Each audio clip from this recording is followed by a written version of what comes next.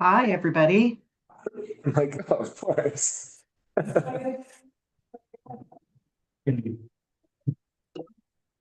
about it. So, okay, Hi. so we'll start the meeting. And is quorum for, Well, there's only six of us right now, right? I guess that's true, but you still have to hit quorum. I think so. So there's four. So I guess we just won't adopt. Well, we can't vote here. We're not really adopting anything anyway, or approve minutes. Oh, that's, yeah. It's just more conversational. Yep, I thought that's it. That's what they're doing. You just, here, take that seat and do consistent. Sure.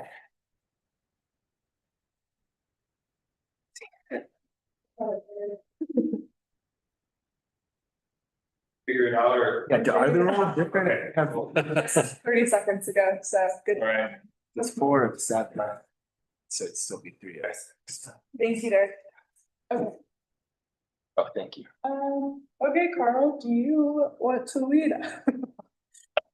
Sure, yeah. Okay, well, it is 5:41 PM and I'll call this meeting of the Silverton Housing Authority to order.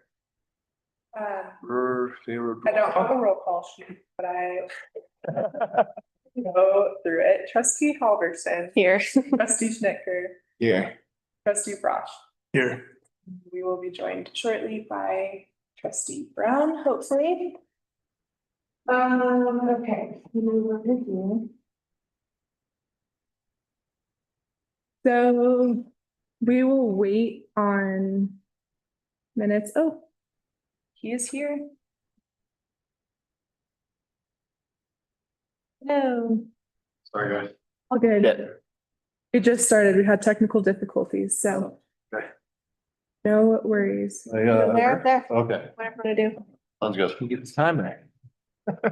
Time, right? Howdy. You have any revisions to the agenda? Nothing for me. Okay. This is when we would take public comments. I don't think there's any public online or in person. So we'll move on to item 4, approval of 3/9 meeting minutes. Make a motion to approve the minutes from March 9th.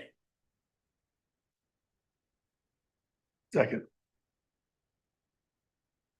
All in favor? Aye.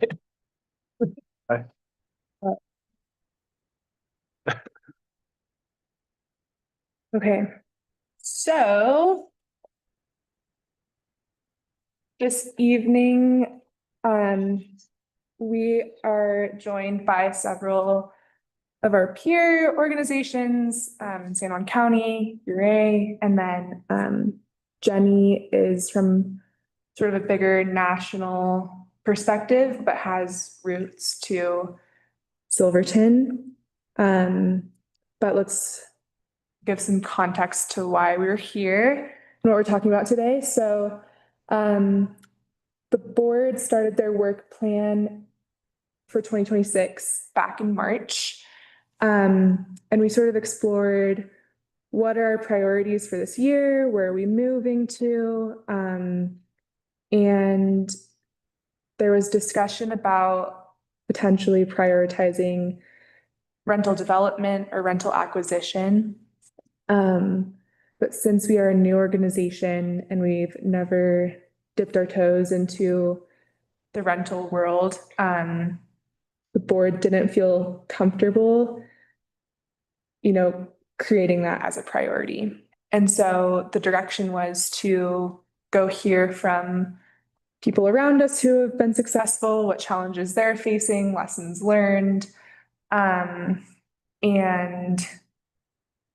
use this opportunity to know or to learn how people are doing this, what we can expect. And then eventually we'll revisit that work plan. And so we're in a situation now where the Anvil townhomes are pretty much done. We need to sell them now, but that project has reached its final stages. And so we're coming up for air And we're really asking ourselves, like, who do we want to be? What directions do we want to take forward? What does our community need?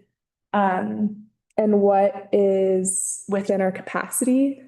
And the answer to that is we don't know. So this is sort of an opportunity to learn what it takes. And then we can use this information to revisit things in the future. And really where we are now, in the past 2.5 years, we have been building the plane as we fly it. So we've been learning as we go. But right now we have 10 homes with Silverton Housing Authority affordability covenants on it. So to this point, we've explicitly focused or exclusively focused on ownership opportunities, and not rental. Just to give some context for Silverton, what we're seeing for housing, rental housing. We had a housing needs assessment in 2021, which is definitely outdated at this point. But we have a new one coming thanks to Region 9. And it's an automated housing needs assessment, which is really cool. And Region 9 will come and present that to us here in a couple months. But I think some of the trends stay true, that we have a really tight rental market. In 2024, we had a housing market study done for the Anvil Townhome project, and it also considered rentals. And at that time in 2024, there was a 0% rental vacancy rate. So what that means is that, one, our community who already lives here and is in rental housing face housing instability, because if their lease is up, who knows if they can renew, if they can find a new one, if they can afford it. And then also it really limits our ability to rise to our need for job growth and employment demand. So the need is there, and I think I think you all know this too. And if I'm interested to hear what you all think and what you've heard in our community. Like, does this all resonate with you all? Yes. Yeah. Yep. Okay. That's what I thought, but I just wanted to get that. So part of the question is, like, why haven't we focused on rental housing if so much of our economy is based on seasonal service, job, employment, and the need is rental? And the answer is that it's really expensive to build here, no matter what type of housing you're building. Rentals would need to target a lower area median income, so serving lower income folks. And with home ownership, we're looking at a higher income level anyway, so that you can qualify for a mortgage. And so that has how that plays out is if you have lower income limits, you still have the same cost to build. The gap to create that affordability is bigger in rental than it is ownership. And I don't know if that's true all the time, but it has been true for the past 2 years. And then the biggest funder for affordable housing is the low income housing tax credit. But a 12-unit project is not attractive to investors when they could be investing in a 250-unit project. They want the most bang for their buck. And so that type of funding doesn't necessarily fit in Silverton. So with that, I will kick it over to Jenny Rogers with Enterprise Community Partners to sort of give us a inside look, maybe not an inside look, but just like a big overview of what does it mean to preserve existing affordable housing. So buying existing housing and either converting it or preserving it. And Jenny, you can expand on that. That's the direction you're going in. We can see your screen, but we can't hear you.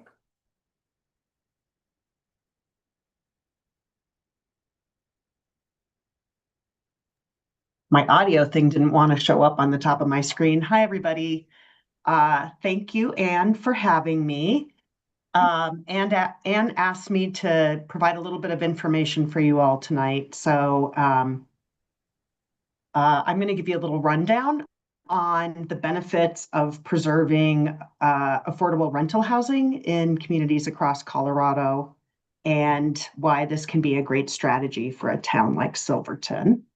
So my name's Jenny Rogers. I am a vice president and what we call a market leader for a national affordable housing organization. I oversee our work in the Rocky Mountains, based out of Denver.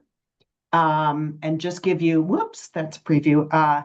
Give you a quick view. Enterprise Community Partners, where I work, is national. We've been around for 40 years. We focus on building and preserving affordable housing across the country, particularly rental housing. We're always interested in upward mobility and advancing racial equity along the way and making sure that people can move up a ladder from rentals to home ownership, like Anne was talking about, or have access to opportunity.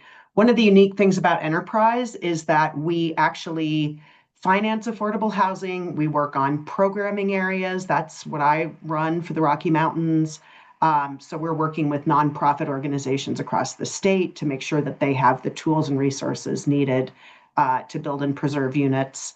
And then we actually deploy capital. We have financing teams across the country who help finance affordable housing. And then on the East Coast, we build affordable housing. We have offices like ours in Denver, across the country, in cities and communities in 12 different areas right now. So one of the things about me, though, that you may not know is that I actually started my career out of Silverton and Durango. You may know my husband, Phil Antonelli, on the left. He's on the Creative District meeting right now.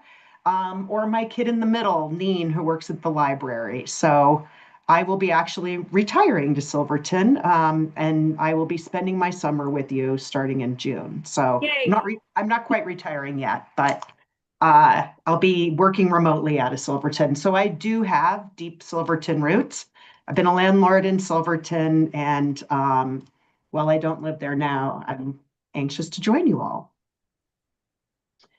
So let me give you a little background on where we are with housing in Colorado right now. Right now, across the state, we have over 107,000 restricted units. As I think Anne may have said, you have 12 in Silverton. I remember when Silverton and Willie and you all were, building those apartments and trying to figure out how you were going to serve folks in a community with a very seasonal economy. And obviously, it seems like those have been very well received. And so while we have over 100,000 units in Colorado and you have 12 in Silverton, we still have a huge gap.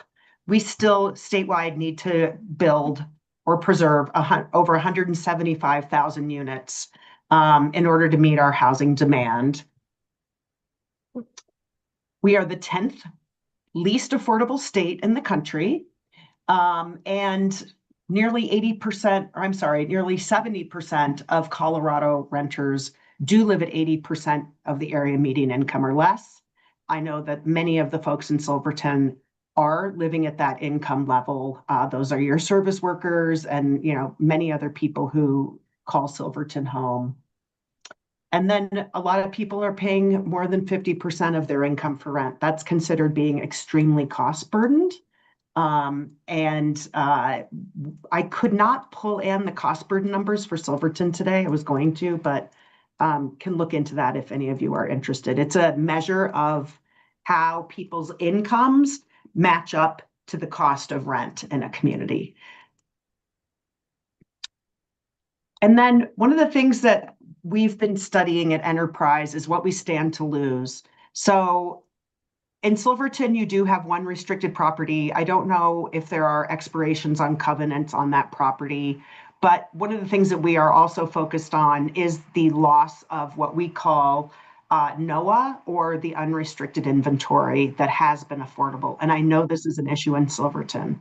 So, those properties that people could always rely on to live in, that were affordable to the seasonal workers, or that long-term residents were in, they're attractive in a town that's growing, a town that's beautiful and people want to live in. And as we all know, and as I was reading in this 2024 study that Anne mentioned, your rents are increasing at a rate that goes way beyond the incomes of the people who live in town. And I'm sure you are well aware of that.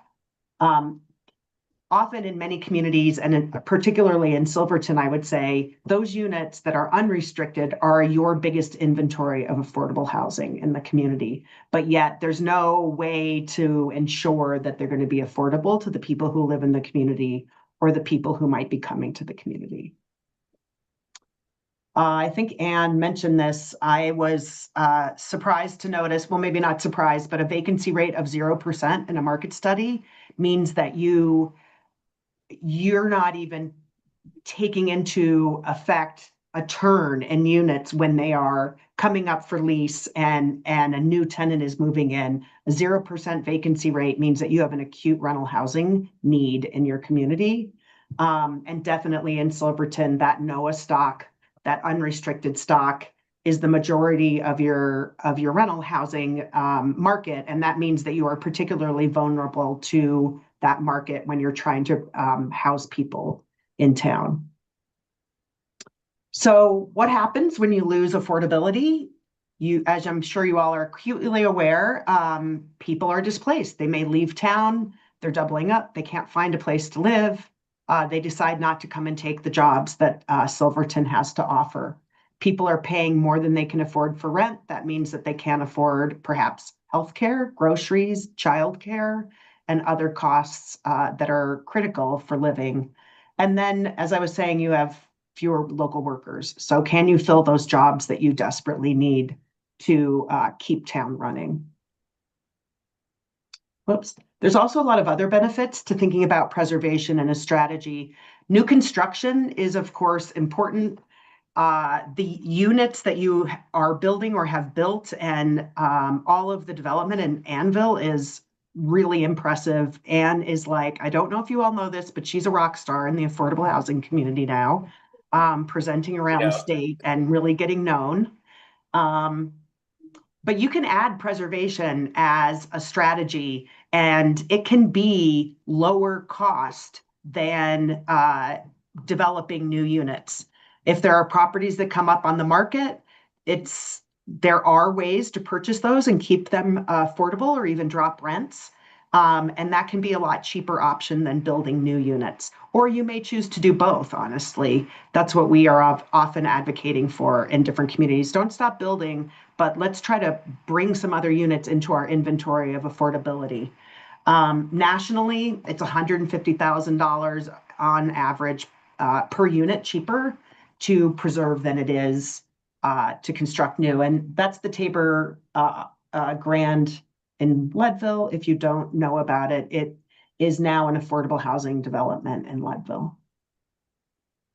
Preservation boosts economies. Obviously, if you're fixing up buildings, you're bringing in revenue, public revenue, wages, and jobs. So if you're thinking about housing development as an economic engine, preservation is also an economic engine.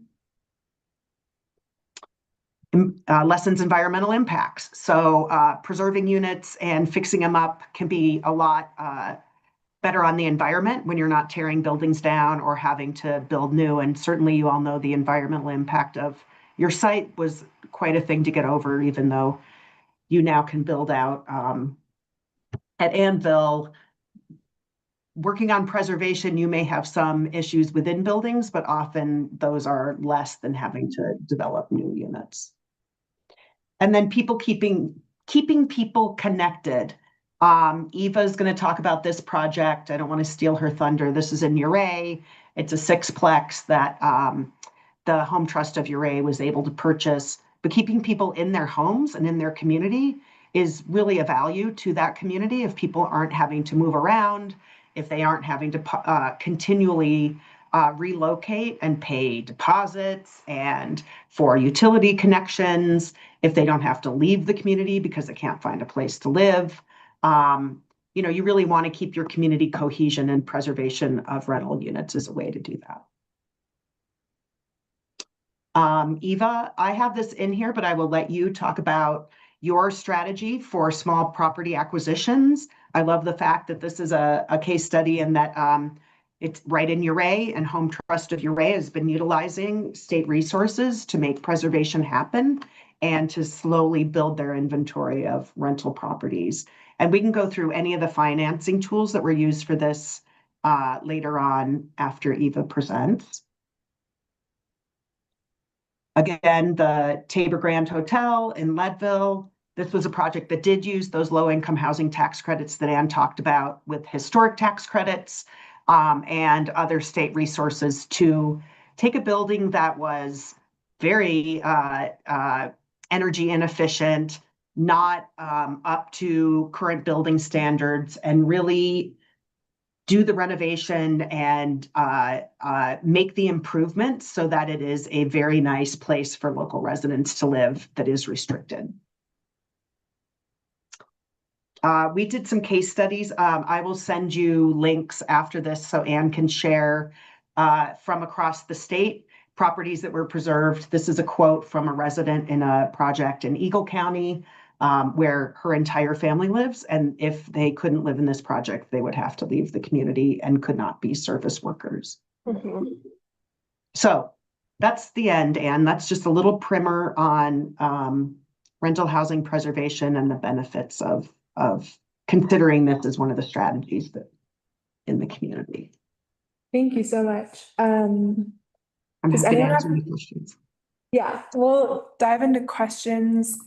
I'm imagining that we'll do presentation questions, but I think everyone's staying on for the whole panel, and so we can move questions around too. But does anyone have any upfront questions? What would the sort of the financial model look like from the municipal standpoint to take this on? Well, it depends. You don't necessarily, as the municipality, have to finance an entire development. So there are resources in Colorado. You could get a loan from the Housing Finance Authority. That's, I believe, Eva, what you have done. You can get some of the same resources, Proposition 123, that are being used for your homeownership units. There are some pre-development loans that are available through CDFIs, Community Development Finance Institutions. Impact Development Fund is one of those in the state. Those can be paid back with other revenue that's more long-term capital. We're actually in Colorado right now working on a few new financing tools. They probably won't be available till maybe the end of this year, but are focused on preservation. And those are going to be, I think some low-cost long-term debt products coming out of CHAFA. So pairing all that together, there may be some sort of investment like you've had in your other projects that's expected to access those state resources.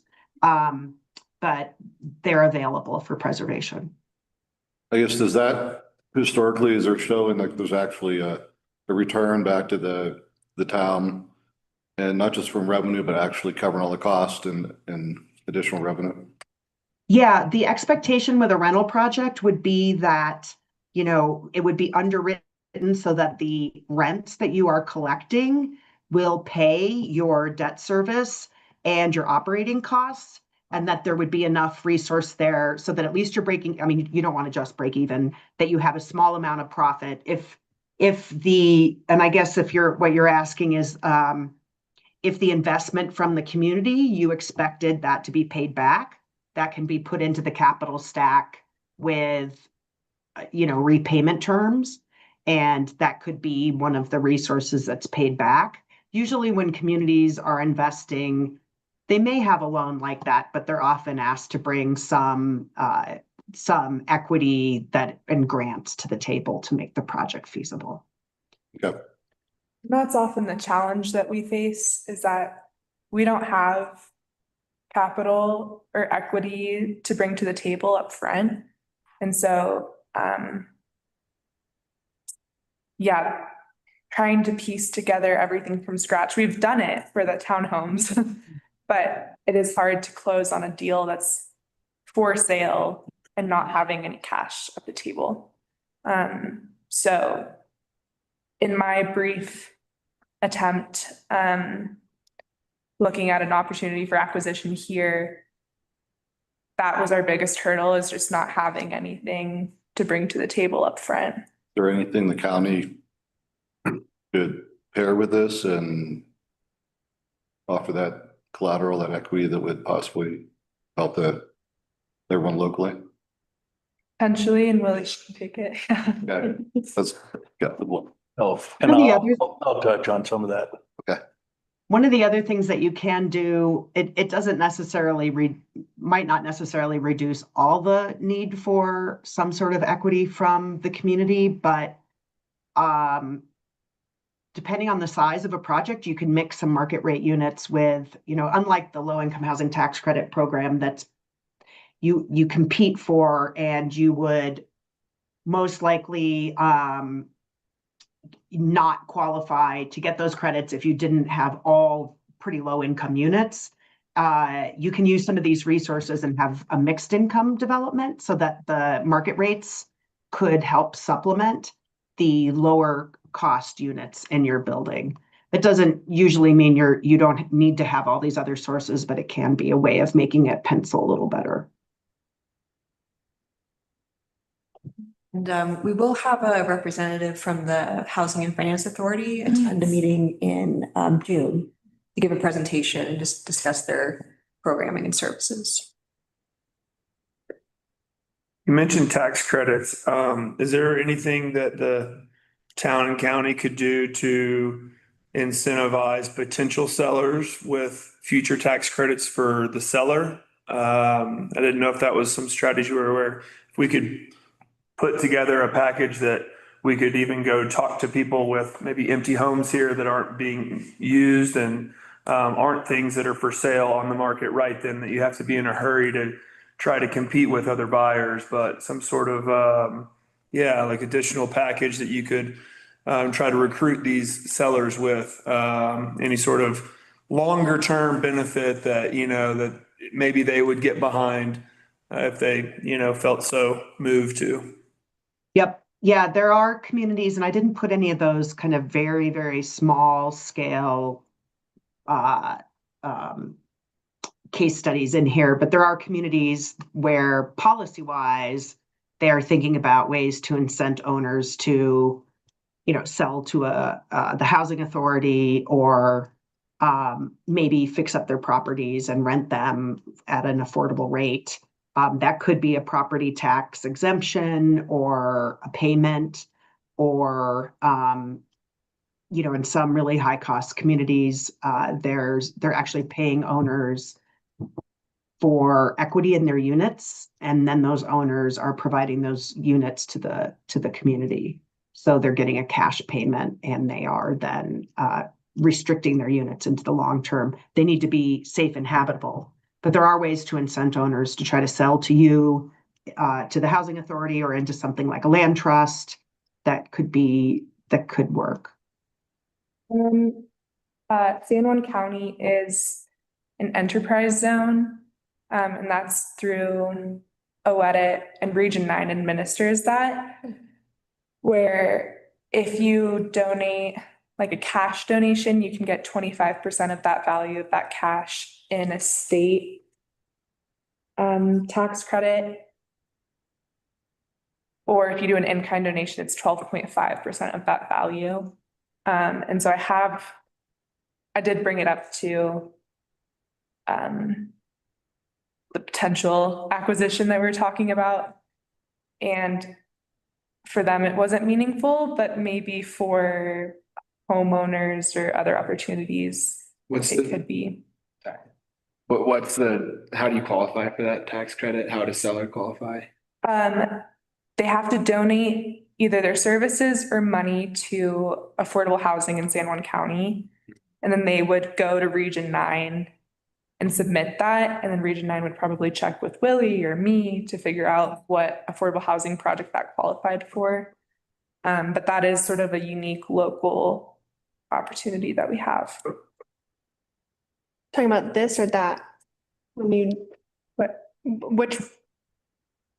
I'm wondering, sorry, I don't know if we can't talk about like which project, but was it kind of like the bigger one or It the? could be for anything. Okay, Like that's how Karen Seitz is donating her time Oh. to sell the units Yeah. is she's doing it pro bono, but she's gonna get a tax credit for Mhm. the value of her services.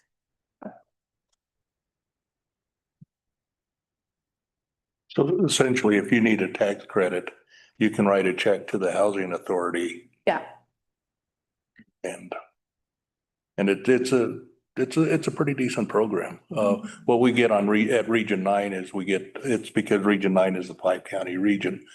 We get organizations from throughout that region coming in and asking for that designation. And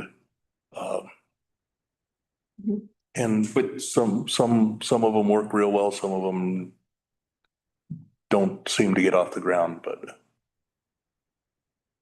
Would somebody be able to, make a contribution towards operating expenses, or is that just like project specific? I think so. Yeah. Mm. I know that's something that we're like constantly looking for, so, Mhm. that would be significant yeah. cash donation. Get your tax credits. We haven't tried it, but I think a capital campaign in Silverton is challenging Yeah, because of our general like AMI and population who lives here. So Just community I size, think like, that's why we haven't seen much there. But any other questions for Jenny? Or pass on to Eva? Okay, thank you, Jenny. thank you, Jenny. Bye, Eva. Hi, it's nice to see you too, Jenny. It's been a while. Well, thank you all so much for inviting us to talk about this topic. I will pull up my screen as well. Can everybody see that okay? It's loading. There it is. Takes a second. Our internet, yeah. I'm in Durango.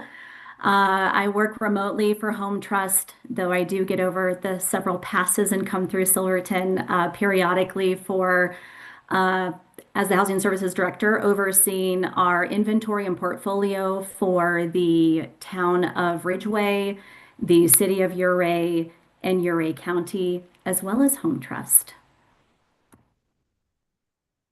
Get it too. So the mission of Home Trust is to grow an inclusive, economically diverse community by providing permanently affordable housing and housing-related resources to modest income households in Ouray County through the stewardship of community assets. A little bit about Home Trust. Home Trust started with Andrea Solikoski, our executive director. We are a 501c3 back in 2018. We're currently the only community land trust located on the Western Slope. We do report to a board of directors, and we are the first rural community land trust in Colorado to include rental properties in our portfolio. As many of you may be aware, community land trusts like Elevation Community Land Trust have really focused on the ownership model where the land trust owns the land. You improve that with structure, and then often you'll sell those to home ownership and then ensuring the affordability is through a ground lease mechanism. But we're also uniquely doing this through rental.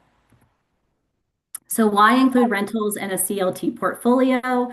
There is the sixplex that we acquired in 2023 that's located right off of the main street on 4th Street in Ouray. It's 6 apartments. It is 2 one-bedroom units, and then we have 4 two-bedroom, 1-bath units. It's important to meet the critical community housing needs. We're addressing gaps in the local market, often known as the missing middle. We decommodify real estate to ensure long-term affordability. We provide stable options for those not yet ready, potentially for home ownership. And we create a sustainable revenue stream to support operations, capital improvements, and also future projects. And I'll share the video here for the case study. Hopefully it plays okay. Actually own the largest stock of affordable housing in the nation. I founded the Home Trust of Uray County in December 2018 as a solution to affordable housing. We have completed the preservation of a sixplex and the preservation of a triplex and the new construction of a duplex. Rural organizations like Home Trust of Uray have extra barriers for housing preservation. Often the properties that they're looking to preserve are small, and the capital tools that we have right now in Colorado just aren't structured for those smaller properties. Colorado Affordable Housing Preservation Fund was really what made this project happen. So the Chafa Preservation Pilot Fund was a fund that was created 3 or 4 years ago in reaction to the need for low-cost, flexible capital that could be used for preservation of smaller properties. It's proven to be a model that I think we can replicate and scale for Colorado. Small rural communities in Colorado need affordable housing just as much as urban areas do. But unfortunately, these small rural areas are often more expensive to build and purchase housing. Preserving properties for affordable housing will start to rebalance things by ensuring that more of the existing housing stock is affordable. It's crazy. I had a lot of friends, they moved to Monroe. A couple of them, they come to work here. I don't feel I moved to my son to another city, another place. So that's why apartments help a lot. The rents here you will not find anywhere in this county. Some of our residents have been here 25, almost 30 years, and they're all still here from when we first purchased this complex. When I see that we have dozens of nonprofit, for-profit, and other developers really digging in together to figure out what we need to make preservation easier across Colorado, I'm really hopeful.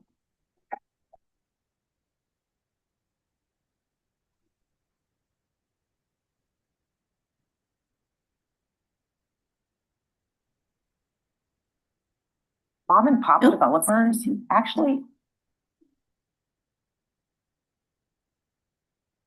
I'm so glad that we were able to share that, Jenny. Thank you so much for using Home Trust as a case study.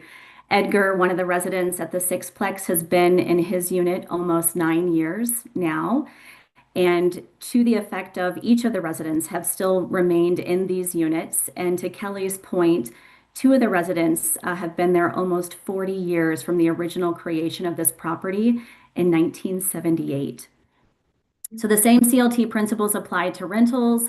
As I mentioned, holding the property in a land trust model, ensuring community ownership, and practicing the long-term stewardship. So the Sixplex, through the capital stack, as I mentioned, we acquired this in 2023. We prevented displacement of the existing tenants. We maintained low affordable rents. This was a naturally occurring affordable housing project where the landlord kept the rents incredibly low. We have only increased the rents about $150 over the last 3 years incrementally.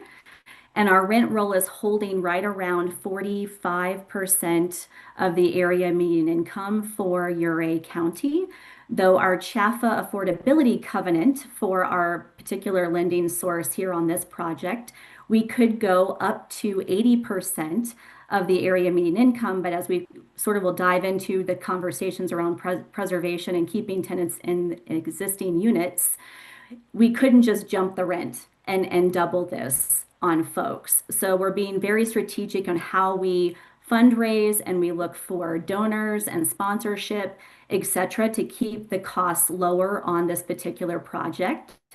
I would say, sort of in hindsight, we've had to sort of delay some of the larger repairs on the property. We were fortunate to get a smaller grant with Enterprise for some muchly needed repairs to keep these units habitable.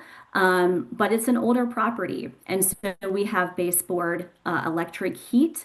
A lot of the residents are using space heaters. We've had some frozen pipes over this winter that we've had to repair. And we also have an aging roof. So some of the things that come along with preservation, obviously it's difficult to make some of those repairs in the units over the long term. I won't dive too much into the funding stack, just for time's sake here, but we do have some low interest loans with CHFA with a 10-year term. We eventually, in that time frame, will have to either refinance, pay it off, to keep these rents low. And so we have, like I mentioned, a senior and a bridge loan with them. We did get an HDG grant from DOLA. We also got our local government partners to contribute some funds. And then we did a capital campaign to raise funding as well. We also acquired a triplex, which is on the other side of town, on 2nd Street. We acquired this in 2025, the triplex. And then we converted it to 5 units. So we had an additional 2 units to this project. Our funding source was through the Colorado Housing Accelerator Initiative. And so we have a covenant with the city of Ouray. We also have an affordability covenant with our lender. Both are at or below 120% of the area median income. So this is certainly on the higher spectrum. And this is because of the acquisition costs. This was a much more expensive project for us to acquire at the time with our interest rate. We also had to get a construction loan that we are going to be pivoting to a permanent financing model this month. And so though we could go up to 120% AMI, we're actively seeking to lease the property right around 100% AMI or below. And our studio unit in this property is around 70% AMI. This project is pretty unique because we have a studio, we have 2 1-bedrooms, we have a 2-bedroom, and we have a 3-bedroom. So we actually hit the bullet on all unit types within this project. We just got our certificate of occupancy on Friday from the city of Ouray, and I can excitedly share that we moved in a whole household of folks into our 3-bedroom unit. Really, really happy. They are so excited to be there. And then we're leasing and actively advertising for the other units as we speak, and hopefully getting CO later this week on those units. So determining rents, a couple of things I think that Anne has hit on, and also Jenny, a lot of these projects, there's not a silver bullet. So we certainly lean on our peers. We lean on a lot of our experts that navigate these funding stacks. But directly connected to that is how the project is funded. So it's going to vary what your targeted AMIs and your rent roll will be for these. If the project uses debt, the rent must cover that debt service. Maximum rents based on the AMIs often are set by CHFA or HUD. Obviously, we use CHFA's AMI table for Ouray County. And to be self-sustaining, rents must cover debt service and operating expenses such as common area maintenance, insurance, reserves, utilities, management fees, taxes, repairs, etc.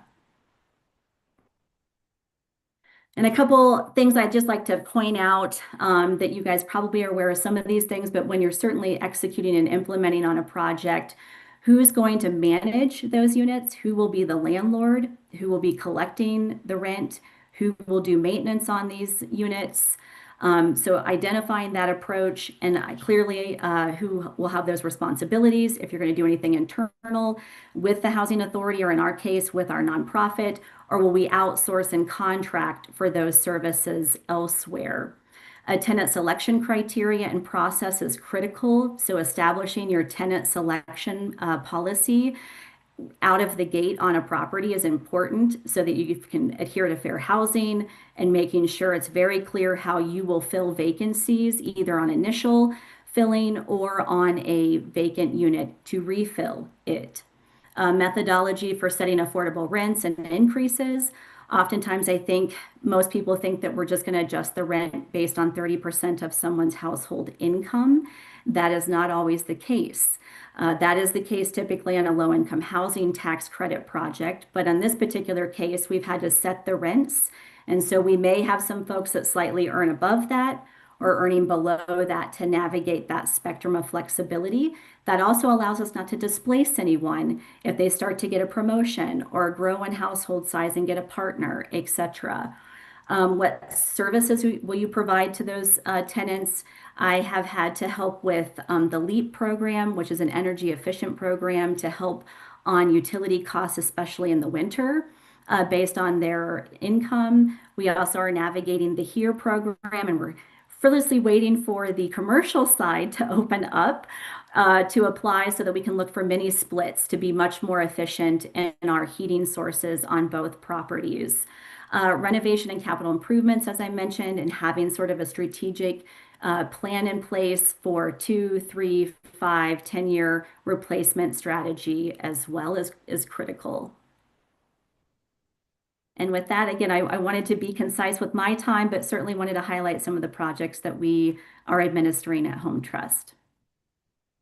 Thanks, Eva. Any questions for Eva? One of the questions that keeps coming up for us is like, we obviously don't manage property right now and like manage tenants. So when you like setting up that transition, what were some of the key elements that you all needed to think about, or like the main challenges you had there, or even like still challenges that are happening that if we were to move that direction, we'd really need to be on top of? Sure. Yeah, I would say, Ouray is very similar to Silverton. Most of the property management companies that are within our area focus on short-term vacation rental management. They do some long-term management, but they are not as oriented with compliancy, certification like income verification, or program compliancy ongoing, like going into a portal and having to put in the income and demographic and occupancy requirements that some of the lenders require. We did have a transition, actually unexpected, earlier this year with our existing management company. They are hoping to retire. They are in their 70s. They are scaling back on their portfolio. So Andrea and I had to pivot pretty quickly. I have a real estate and development background as well.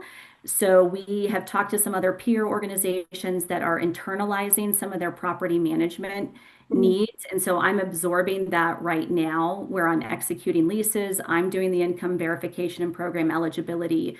And then we've contracted out with our general contractor on the 5-plex, as an example, who will do our maintenance, go by the properties every other week. Since I'm in Durango, I can't do that, as well as fix any needed repairs, coordinate with vendors. And he also can provide translation services because 80% of the 6-plex is Hispanic and Spanish speaking. And so I'm not able to translate. So he's helping with communication, but I'm having to absorb right now in Home Trust sort of those other complexities because we can't really outsource that right now. So I would say that's something to think about as we become landlords, is who will administer those things, who will take on the compliancy. In fact, earlier today, I had to report and learn by doing into the CHAFA Next Gen portal to do demographic and occupancy because the previous manager didn't do that. And so I have to sell the delta with our lender to become compliant with our own regulations.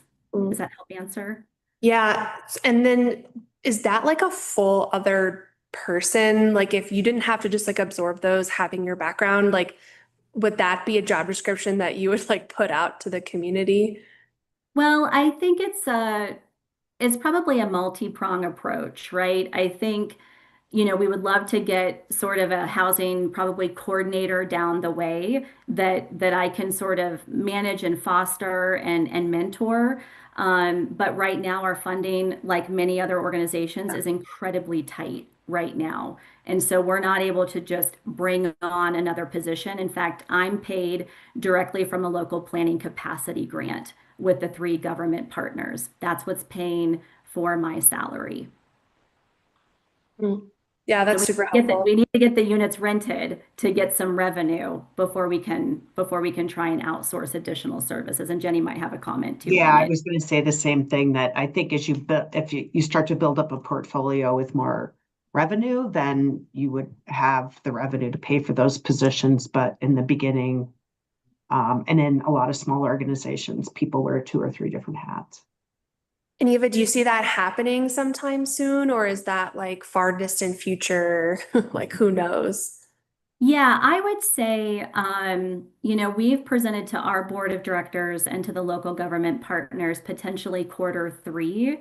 Obviously, with my background and experience, I'm more efficient than probably most folks could be in the role, though it is a lot for me as far as emerging capacity needs, because I manage 55 deed restricted units as well as these 11 rental units. And then I have other requirements within our scope, like Proposition 123 requirements, et cetera. So right now, I'm looking forward to getting the 5-plex leased up as soon as possible. And then keeping the 6-plex trucking along as much as we can right now with the folks staying in the units and not having any vacancy turnover.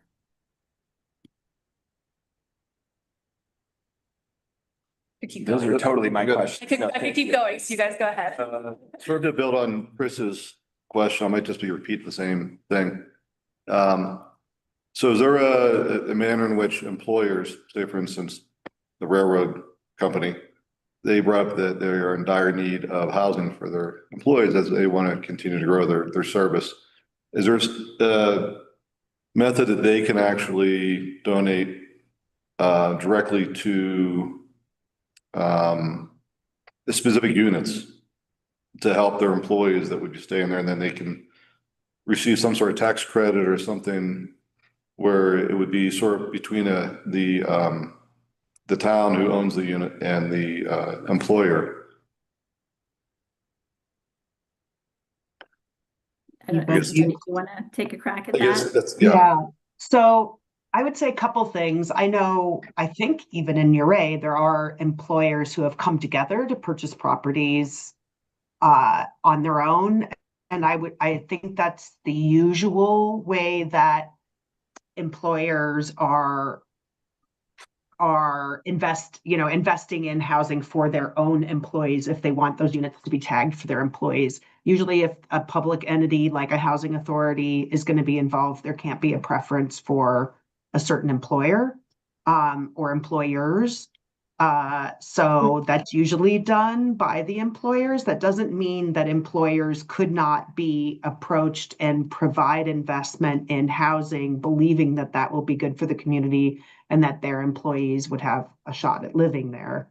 And definitely employers, there could even be, revenue streams that the town looks at to pay for housing particularly, and some of that could come from the business sector. But there is not usually a relationship, especially between a town or even the housing authority or nonprofits, where that employer is paying for specific units to be available.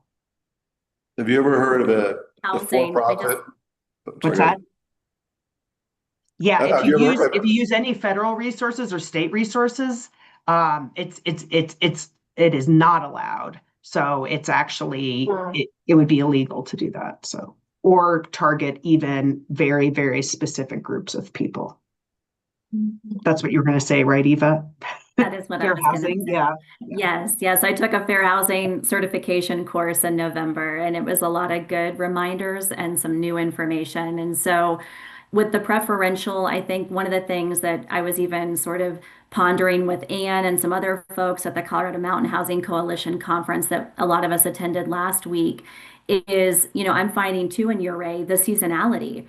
And so even though we've been advertising units before we had certificate of occupancy, there just hasn't been enough of the workforce. It's such a small population in February, March into April that a lot of the employers aren't even really kicking up their positions or hours for folks until Memorial Day weekend. And so I've been meeting with some employers for like winter, like the ice park, as an example, who has a real, need for like a 4 to 6 month range, and trying to match them up with potentially a summer employer where you could actually master lease a unit, but you split it 50-50. And so that wouldn't really involve the government partner or the housing authority per se, but another way to recruit and retain and get those people to come back. Seasonality is a time saver because you're not having to retrain. They have secured housing, and we've even talked about bunking up rooms to really create like a dormitory type opportunity for folks to be able to come back to being employed. Yeah, there are also models. This isn't necessarily acquisitions, but there are models. I was just up in Jackson Hole presenting on preservation strategies, and like in Aspen, Aspen Ski Co. is matching people with bedrooms that people have that are vacant. So in their instance, they offer a ski pass if you put one of their employees in a vacant bedroom in your house. But it could be anything. It could be a cash payment. That's a private employer that is taking advantage of folks who may have extra space in their houses to house employees. There are some interesting models like that to pair people up or use bedrooms in various communities.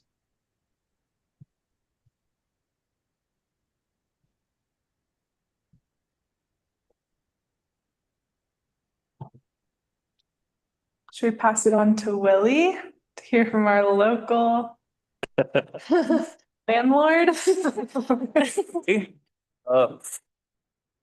Because we've got some new people here, I'll give you a little history on Anvil Mountain. So the seed money for Anvil Mountain, just talking about not having anything to get something started, came from, how do we want to say this? Extorting money from Anvil Mountain Resort. Well, it set a precedent, didn't it? That was front page of the Durango Herald. Yeah. Mon County extorts Durango Mountain Resort. Basically, what was happening was Durango Mountain Resort had property in San Juan County, and they wanted to do a joint development agreement, La Plata and San Juan County, so everything would be under the same set of rules. And when we got to affordable housing, they were supposed to build one affordable unit for every 10 units that they built, or pay a fee in lieu of. And basically our fee in lieu of turned out to be 200,000 for 3 units. And so we took that money and purchased the property down here with that. San Juan County had no intentions of being the developer. We were going to get grant money to put in the utilities, and that was going to be our participation. Housing Solutions of the Southwest was going to do the rental properties, and they quickly discovered that unless you're going to build 50 units, they weren't going to get the tax credits that they needed, and there wasn't a demand for 50 units. So they backed out, and then Colorado Housing Inc. Was going to do the for sale properties, or the single family units.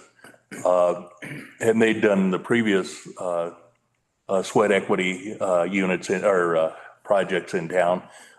Because of changes in federal funding, they basically went down the tubes. So that left San Juan County to develop it, and even though we had done a phase 1 environmental study before we purchased the property, that basically said that, yeah, it was a smelter, but it didn't operate very long, shouldn't have been much of a problem. We discovered that it was a problem. A lot more smelter slag down there than anybody suspected. So we ended up putting together DOLA grants, brownfield grants, State Historic Fund grants, Colorado Department of Housing grants, to essentially clean up the site and get infrastructure to it. When we got to the apartments, that basically it was DOLA impact grants would fund the infrastructure, water and sewer, roads, but they couldn't fund any of the vertical. They couldn't fund the buildings. Division of Housing could fund that portion, or a portion of that portion. We ended up doing a lease purchase agreement with Citizen States Bank of Uray for $1.2 million to complete or to basically fund the project. And we have to do, we basically, the reason we financed it as a lease purchase is because local government, if they want to just get a loan, they actually have to go to the voters to approve that financing. If you do a lease purchase agreement, basically all you're saying is you're agreeing to that financing a year at a time. So in theory, San Juan County could step out of this financial agreement anytime, and Citizen State Bank would own apartment units. So initially, the money was the financing was set at 3.75% interest to be reviewed every 5 years. And in 5 years, it got bumped up to 5.75%, which had a pretty serious impact on our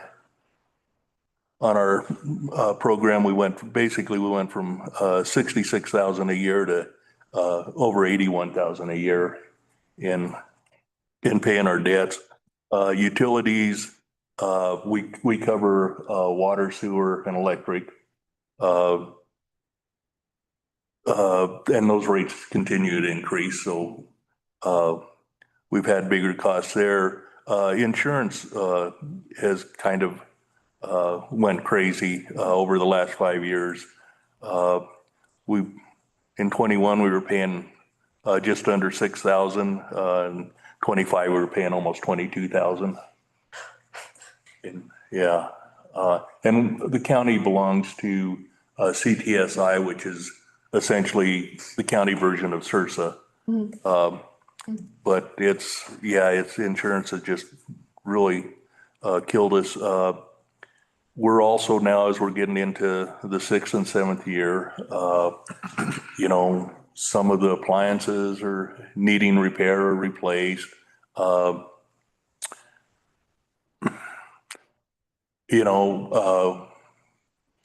Just wear and tear as one renter moves out and a new one comes in. We have to, the cleanup and the repairs are a little more extensive than they have been. We had a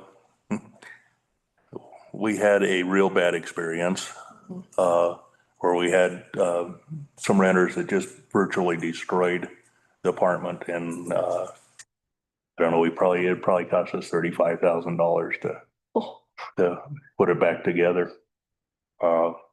It was pretty sad. And the thing that, it's kind of a double whammy when somebody moves out, and especially when it's something that bad, is, but even if it's a good renter, while you're cleaning up, making repairs, whatever, you're not receiving any rent, but your expenditures are going out. And so, it's real easy to all of a sudden lose 2 or even 3 months of income coming out at the same time your expenses are going out. But all in all, the renters have been good. We operate at essentially 100% capacity. Other than the short period of time when we're getting an apartment ready for the next renter, we really don't have any vacancies. We have a waiting list. We have, the units are set up. We have 4 that have to be 60% or lower, 2 units at 50% or lower, 1 at 40%, 1 at 30%, and then 4 that are unrestricted. So we charge market rate for those. And we have 4 1-bedroom units, 5 2-bedroom units, and 3 3-bedroom units. So We don't allow pets. Let's see, what else? We have one of the units is our on-site manager. So obviously we're not generating any revenue off of that, but at the same time, he's not on a salary. And so for, minor handyman work, just keeping an eye on what's going on down there, it's worked out pretty well. Chrissy in social services collects the rent. And so, between Chrissy and myself, those are costs that aren't, reflected in the expenditures. We just do it as part of our jobs. Is Christie also managing the income verification? I'm sorry. Who's managing the income verification? We usually send it down to, I can't remember if it's Home Funds or Housing Solutions. I think we've bounced back and forth. We've used either of them.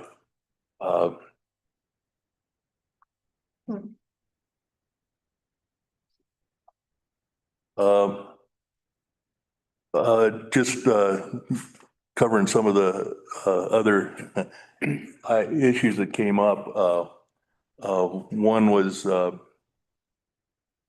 one of our renters with the unrestricted, one of the 3-bedroom unrestricted unit. She rents it for her employees during the summer, and she rents it to Silverton Mountain employees during the winter. She rents it year round, and so she keeps it available for her employees in the summer, but it's worked out real well for her. So, I mean, I think there is a possibility to do that type of thing to happen. As far as one of the earlier questions about capital or resources, the county collects a lodger's tax, and a portion of that is earmarked for affordable housing and or childcare. The last couple of years, we've been kind of throwing some money at childcare, but we do have some money in that fund. I mean, we're not talking big money, but we do have money, and it'll be an annual chunk of money. It might be for staff person, it might be to pay down financing, whatever, or just to have additional funding if for expense overruns or something like that. So there is some funding. As we started with the fee in lieu of, we do actually have 2 subdivisions in the pipeline right now. One is essentially just land that he's subdividing, and his fee in lieu agreement is going to be 10% of the value of the land at time of closing. So depending on what he sells those lots for, we'll generate some revenue there. The other one is Cascade Village. They're planning on doing 72 units, and we haven't negotiated a final number yet, but the number that I'm throwing out based on Ann's deficiency between what a person can afford and what construction costs are, which probably are already outdated because, it was a year ago, is a little over 16,000 a unit. So now how many years it will be to develop that is anybody's guess. But those are some funding sources, and the county has a little pot of money from the sale of the lots down at Anvil. We sold the attainable units at 10,000 a lot, and don't even remember what we called the other one, market rate lots at 30,000 a lot. So we've got, you know, and some of that has been used to it actually went towards the apartments and stuff. But you know, if you needed 100,000 for a project, you know, as leverage to get a grant to, you know, we can come up with that kind of funding. So. On your Anvil project, you said that's been built 7 years now? What's that? Anvil's been built 7 years now? And how have you run from like a profit loss perspective? Is it money out every year or? We were doing pretty good until we got hit with the big expense. But actually that's a good point because I did want to point that out. The state tells us what we can charge per unit, or I mean, the market rates, we can charge whatever the market bears, but you know, it says for you know, a 2-bedroom, 40% unit, this is the max you can charge. Well, we not at the max. And it gets adjusted every year. In fact, there should be new numbers coming out. That starts in July, but based on the numbers right now, we could collect $224,000 and our expenditures were $168,000. So, I mean, we try to not lose money, but we also try to not, you know, try to keep it as Sure. I mean, it is affordable, but you know, or we try to keep it as affordable as possible. Yeah, 30% is very, like, that's, yeah. Do you think that's had a significant impact on keeping people in town for work and so forth? Say that again. It's had a significant impact over the 7 years of helping. Oh, yeah. Maintain the workforce. Yeah. Yeah. Yeah, it really has. It's, and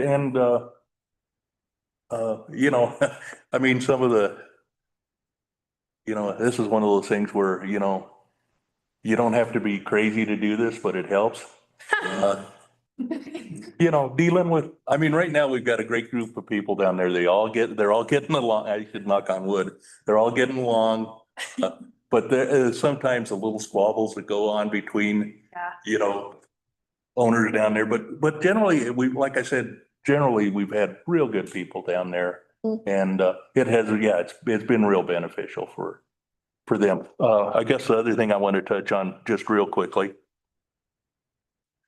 just to put in the back of your mind, is when you developed your townhomes down there, you improve rentals. Every time there's a project that's done and those units get filled up, it empties the rentals or the apartments. I won't say it empties, but that, you know, with the Colorado housing builds, it was interesting because you do a market study and it's like, oh, there's this huge demand for apartments, and you build 7 units and all of a sudden people can find apartments. I mean, we have such a small market that these, you know, 14 units is just huge. And you take those 14 people out of apartments, then all of a sudden, you know, so you really do have to be careful. Like I said, right now we have been for the last 5 years, essentially at 100%. But you know, if you build another 12 units, is there the demand for that or and there probably is. I mean, Wasn't it like a healthy market, like 6% or something? There was some stat Yeah, I think it's 4 to 6%. Okay. Jenny. 7 is what I would usually look at. What'd you say, Jenny? 7 is what we're usually looking at. 7%, yeah. That's an ongoing vacancy rate. I mean, that's, you know, I don't know if that would really be Well, yeah, applicable here, like that would sample be. size is tiny. Yeah, it'd be a little different, but you know. We want some vacancy rate to Yeah. provide the You know, elasticity. because Makes pricing more competitive too. Right. and like the amount of people who get on, you know, I see on Facebook every week, like, hey, I'm moving to Silverton, where can I live? And you're like, oh, I don't know. So it's like the affordable units are for people who, you know, live here, work here, whatever, and that opens up the market for people who want to continue to build and live here. So it adds to that like population. I'll give you one more story on the apartments down here. So you have to be able to take advantage of things when they appear. Yeah. And that, I mean, that really is the key. When you have such limited resources. So the town of Silverton, put in a grant for, I think it was for, a program, artist program where they have the, residents above the shop and stuff or whatever. And, I mean, they put it together in like 3 days. They had no business even applying for it.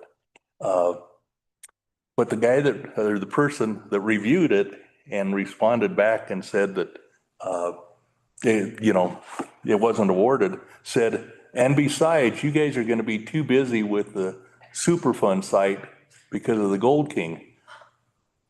Yeah. Oh, wow. Yeah. And I was like, thank you. Because as soon as we sent that to the governor, it was like the Division of Housing was down here.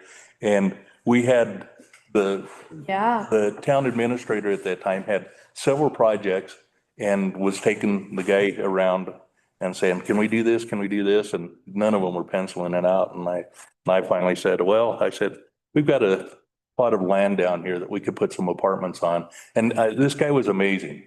He had a yellow notebook, sat down in about 5 minutes. I don't think it was even 5 minutes. Put in a bunch of numbers. Yeah, this one works. Let's go for it. Oh, wow. And so, I mean, DOLA grant, Division of Housing grant, and it was like, they set the, they set the guidelines for us. And, yeah, and it was just because somebody, you know, did something not very smart. No. Really, what's the Division of Housing, the only other grant for the vertical construction for the apartments? Say that again? Do you have any other grants besides that Division of Housing for the vertical construction? No. No, and UH has a limit of 55,000 per unit. So yes, that money is available, but Yeah. you're still looking at a gap.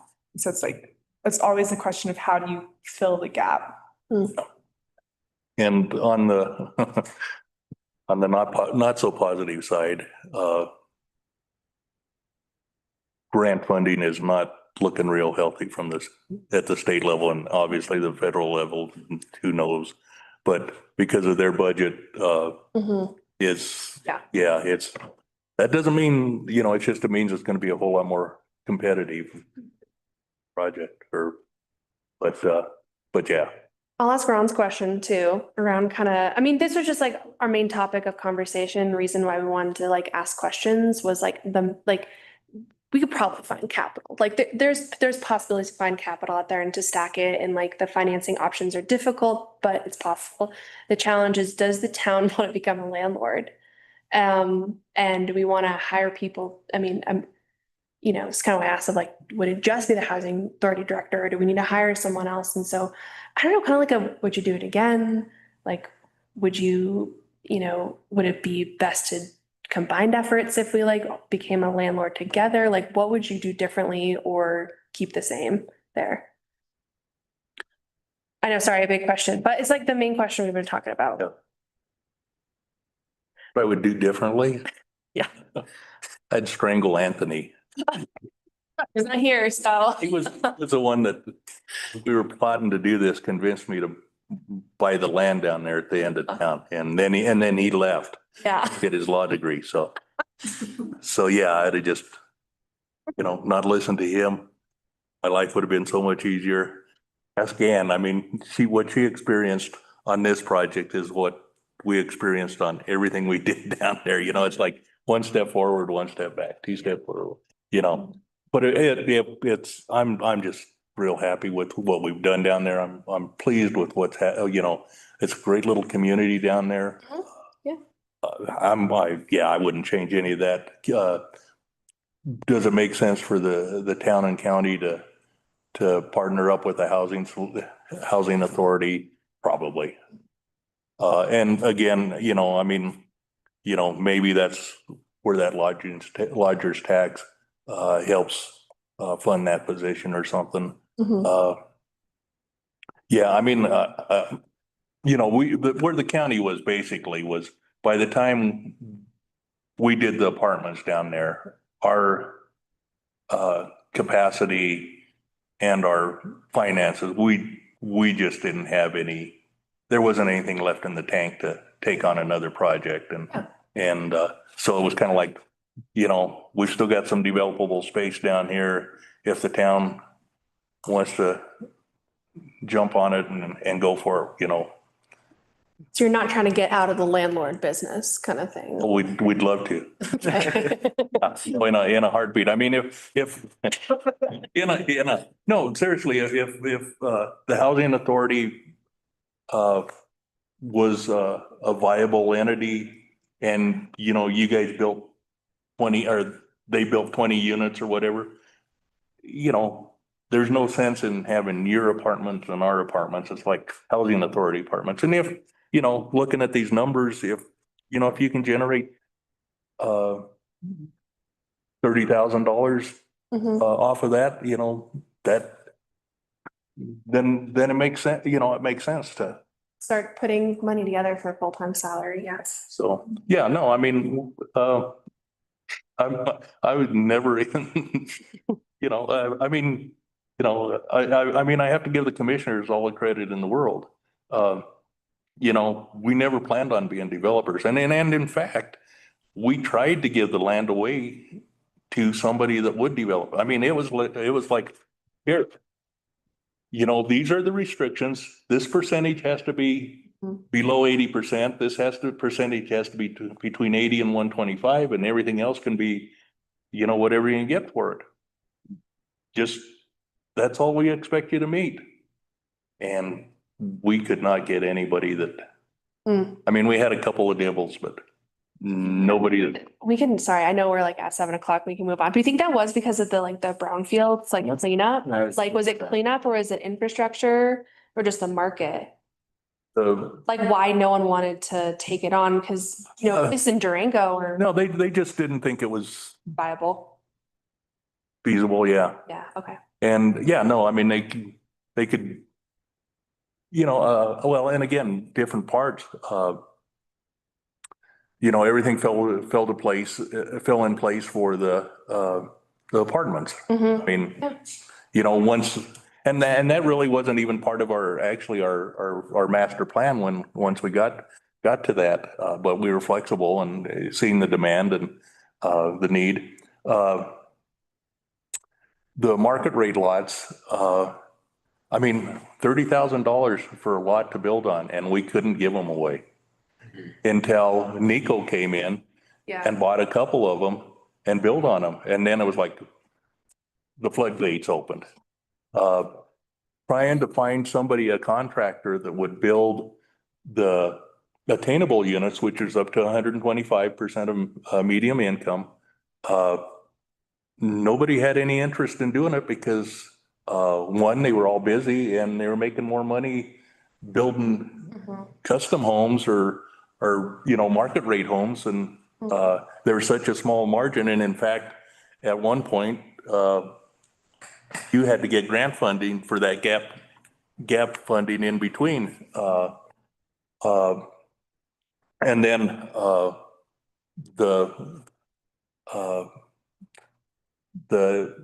80% and lower, man, we just couldn't come up with any model to tackle that other than, putting the ones in the apartment or units in the apartment. So, yeah, it's and then we actually have a couple of lots up above the power line that we call them our executive lots, because it's like, somebody may want to actually pay us real money for these and build a nice home because of the views up there. But they don't have utilities to them, and they were never cleaned up during the environmental work, because we would have had to go, not knowing what was going to be built there, we would have had to basically bulldoze the site to clean it. So, when and if somebody ever develops that. And again, it could be, I mean, even though we've got it earmarked as, you know, a couple of big lots, that doesn't mean we couldn't change the use up there for apartments or townhomes, additional townhomes, or whatever the demand was at that, you know, at the time. We just have to figure out how to make it work, so.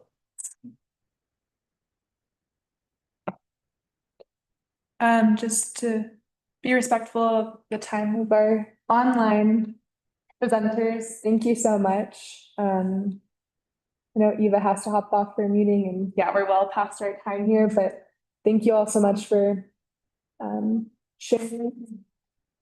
Yeah, thanks for having us. And if there's anything else I can do, provide information, I'm happy to send it to Anne. So nice Thank to you. see you all. Thank you, thank you. Bye. Good night. Any other questions for Willie? You're still on the spot. I think this is something, not to be too long-winded, but it sounds like it's an absolute necessity to delve into this rental idea from the town's perspective and say it solves a lot of problems if it's done successfully, both additional revenue, housing for employees. Hopefully we can build businesses year round that will keep them filled year round, but be able to do it with someone who's already done it, is very knowledgeable on how to do it and how not to do it.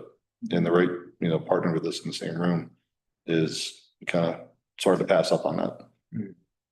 Right, and kind of the context too is like, do we want to include this in our work plan? Like, is this something that we think is worth continuing to pursue, even if it's not like there's an immediate opportunity, but just the concept and next putting the pieces in place? steps could include, reaching out to the county to see if there'd be interest in a joint work session to discuss the possibility of the transition to a regional housing authority from a municipal housing authority. There's a model right across the path. There's lots of resources that we can tap into and get up to speed very quickly. It sounds like, yeah. I think it is our mission to expand housing opportunities in Silverton, and is it risky and a lot of work and a whole new sphere and scope for our organization? Yes, absolutely. But yeah, I think the need is there. It'll always be there. I think the key will be to do as low income as possible. Because based off of area median income, the maximum rental rates are quite high. And citizens have come and presented to us, and the board agrees, and I agree that the maximum rental rate set by the Colorado Housing Finance Authority is high. And not people would look at those and say that is not affordable. And so it'll take a lot of strategy and consideration to do this in a way that sets us up for success, which ultimately will set tenants up for success. So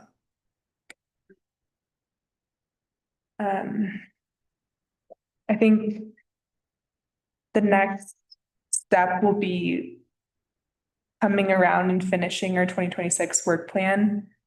It's already month 5.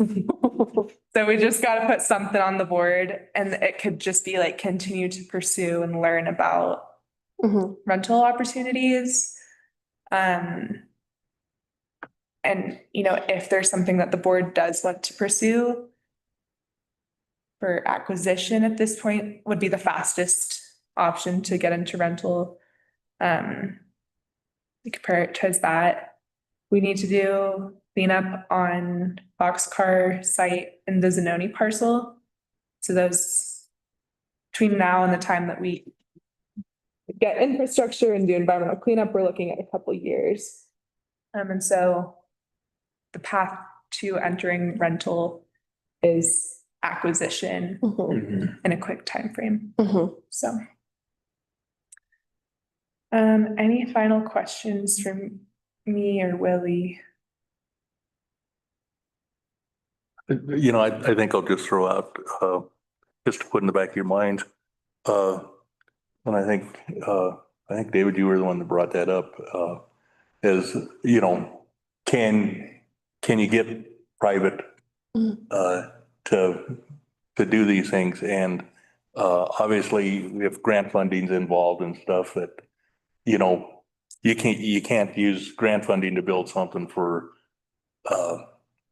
private industry, but that doesn't mean we couldn't facilitate a project with businesses out there that would, you know, like to build an apartment complex or townhome complex that they can use for their workforce, you know, a 6 or 8 or 10 unit, you know, that we couldn't help facilitate that. And I mean, I know there has been some, well, I've had some discussion with some of the property owners about, or some of the businesses about doing something like that. And there is some interest, you know, some interest, and is there enough interest to write a check for it is always a big question. Would that all have to be like one development would have, like, you couldn't mix funding, like we couldn't just do like a capital raise for a project? Yeah. On businesses, like knowing, Well, you know, I don't know. we could be creative. Let's put it that way. I mean, we can't go out and get a grant to make it happen. Yeah. And the businesses are probably gonna wanna see where their skin's in the game, you know, how they're gonna get their, you know, that they're gonna get 3 units or whatever. Yeah, it's like you can't do that because if they don't have enough money to build the units and like to build the development themselves, could at least be like some capital raise to meet, and then I This don't. is where I punt to the correct attorney that can keep within the guardrails. Mhm. We're not reinventing the wheel. Yeah. And so if you're serious about it, you bring the attorney to the table, you say, what are the correct options here? But yeah, I mean, I think there's ways we could do infrastructure, Mm. you know, water, sewer, streets.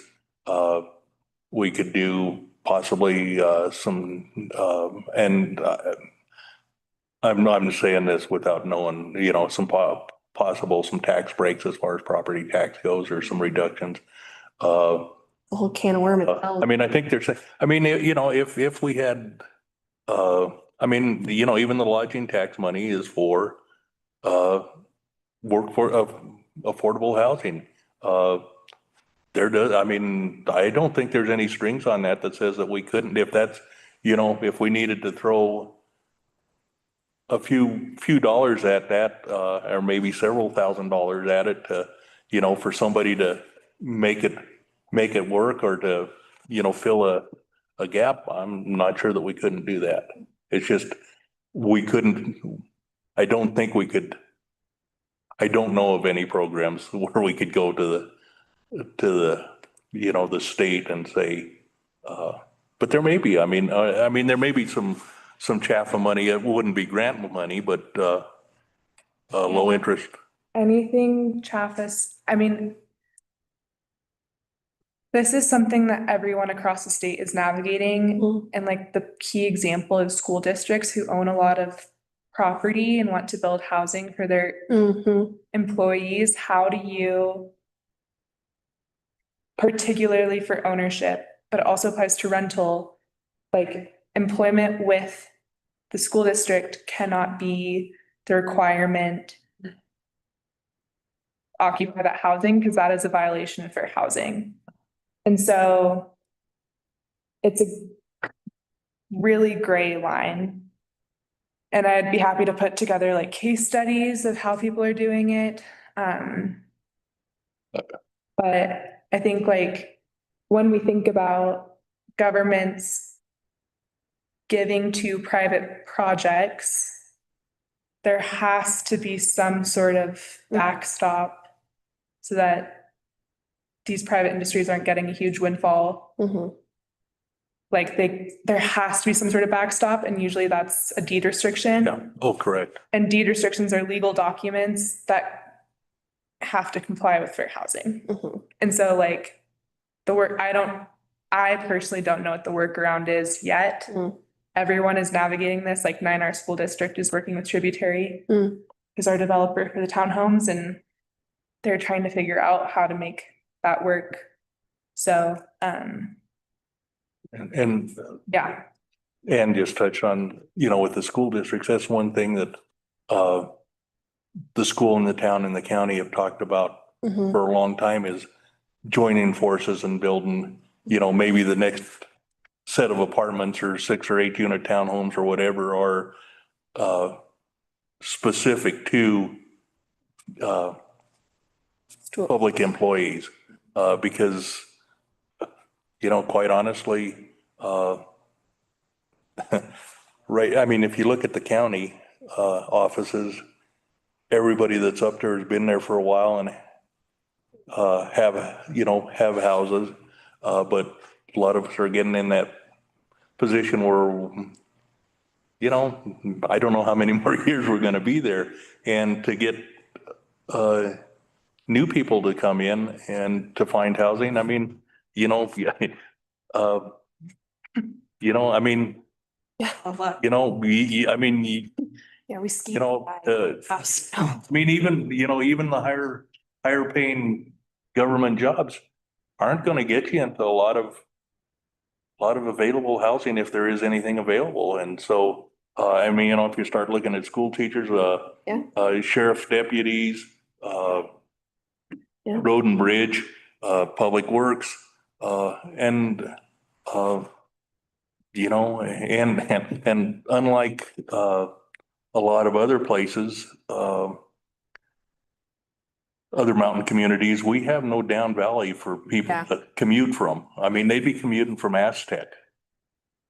I mean, if you think about it, that's the first affordable place because, Yeah. you're not coming from Durango and you're not coming from Uray. Montrose. Oh, Yeah, Montrose. Yeah. But probably, yeah. Can I throw this out there?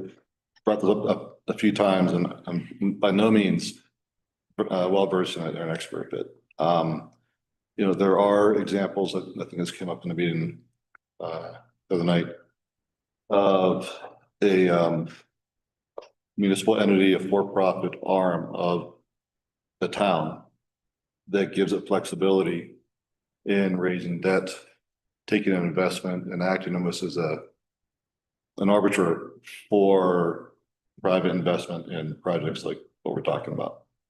And the thing is, we need to have someone who can educate us on that option. And that's basically an attorney. And so I'd like to be able to hold that into a work plan somehow to say we need the right person that can come up with all the options on how you would creatively go about working as a public entity with private support, because it is being done in other places. yeah, the first thing that comes to mind is, and they unstable ground, but the Regional Housing Alliance of La Plata County, they have a catalyst fund and they give out grants to private developers to build affordable housing. And so there are ways, and I have requested this information from our attorney, but haven't heard anything, but of like, how do we set up funds like that? There's a possibility of setting up like, I don't know the answer. Our attorney should know, but those answers haven't been given. So I think it's really central to not just this topic, but the idea of developing an outdoor, year-round recreation industry. We can support micro startups or micro businesses that want to grow and scale, but they need the support to get out of the gate of the town or the county. And so this is about, in my mind, bringing families to live here in affordable housing, keeping them here. It's also, there's an aging population here that around town, has food scarcity, housing scarcity. They don't have caregivers for their spouse under their roof. that they absolutely need. Mhm. And they're just sort of, disappearing into the shadows. And so the basics of, I know it's a much bigger topic, but you have to have more options available to stabilize, both the new incoming, community as well as the people that, are in their 70s, 80s and 90s sometimes living here. You haven't heard from Clayton or you haven't heard from La Plata? That's, How long has that been? I don't know. Too long? Yeah. Yeah. Okay. So that honestly needs to be discussed. Yeah. I think my like gut reaction to that is yes, I agree. And at the same time, like our capacity is so limited. I am one person. Oh. I'm 75% grant funded. Elizabeth is here. Not that you need to discuss it, but it needs to be discussed. Yeah. yeah, Like we are always. Yeah. Yeah, it's always a balance in our town of like our big dreams and then what we have and how we can possibly get there. Yeah. And I think that's a good segue to kind of keep us moving here. Like, we're more or less here to consider these things, and I know it's a lot to think about and keep thinking about, but how do we want to direct and to move forwards towards our work plan? Do we feel like this is, to use your words earlier, like continue pursuing? Is that what we want to say, or any other closing thoughts before we move on? yeah, and from what you can tell us in a session like this, where did we end up on the acquisition? There's $1 million gap. Okay, Based on rough numbers. yeah, But yeah, it's still would be on the table. I mean, I think we should keep it on the table. Right? I mean, that's like the main target for acquisition for keeping people in housing that are like rentals. Mhm. What was the term they used? NOAA, naturally Yeah. occurring Yeah. affordable housing. Do we know what property we're talking about here? Yeah, and I don't want to say it out loud. We've been in executive sessions, but I will tell you individually. Yeah. Just because nothing's public yet. Yeah. But I will let you know. Gotcha. Yeah. Yeah. I would imagine I could guess if it, but just like going after something like that doesn't seem to make a lot of sense to me. If there's land to maybe long-term build something with, the county on where we don't have to have a big acquisition there and the $1 million gap, and something else makes that just as expensive, maybe as building, more specific to what we want and can control costs. I'm very interested in what that future could look like in building something if there's land available with the county. And then also I think the figuring out the package that we can put together to sell a seller on selling. Like how can we make selling an existing property to us attractive from property taxes, other incentives what are those other mechanisms that we can come up with to kind of build that sales pitch, to put out there. So folks that aren't listing something for sale right now that might in the future, they can, see if they want to be a part of that. So we talked about a few of those things, but maybe there's more things out there if we're researching that avenue. So it's kind of like two options of Yeah. figuring out like what's financially affordable for an acquisition and considering like a potential development Yeah. of It's rental. like, why is somebody gonna sell it for less than top dollar to us? And there might be ways to show them the long-term gain of that. Challenge with the development is just, there's also like a huge gap too. So Yeah. whatever we do, there will be a huge gap. Sure. I do like get a small win, something that's not gonna be too risky. Yeah. You learn the process, Yeah. You find something, if it's not an acquisition, it's very affordable and you get out the gate and you have a success in that first one. And then you can, grow from there, but don't take on too much that would. Yeah. Right. Yeah, kind of what I'm hearing, like, just to summarize is like, yes, we're interested in acquisition. Yes, we're interested in entering rentals, both cautiously looking for the right opportunity. Is that kind of a summary? Yeah. Small, like, I think in the small acquisitions of, have an opportunity to get one, like a house here or there and make that happen, while also continuing to explore what, we might be able to develop with the county. And then, yeah, keep the conversation going. If there is a property out there that,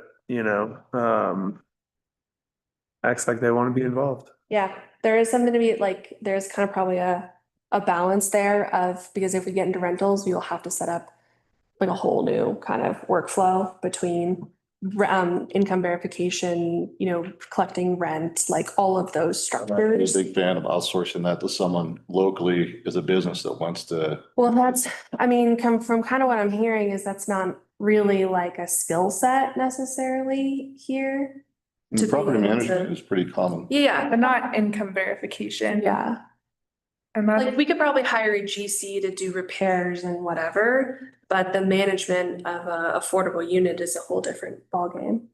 So I'm not saying no, it's just like Anything there's, surmountable. I think if Yeah. there's someone willing locally that wanted to take that on, an entrepreneur, and say, I want to be here for the next 20 years and I'll take that on. No, that's just, I wouldn't want to bring on too many more operations. yeah, that's. And the affordable housing side of it and those parameters and things we have to, that's based on certain grant funding we might get a hold of, right?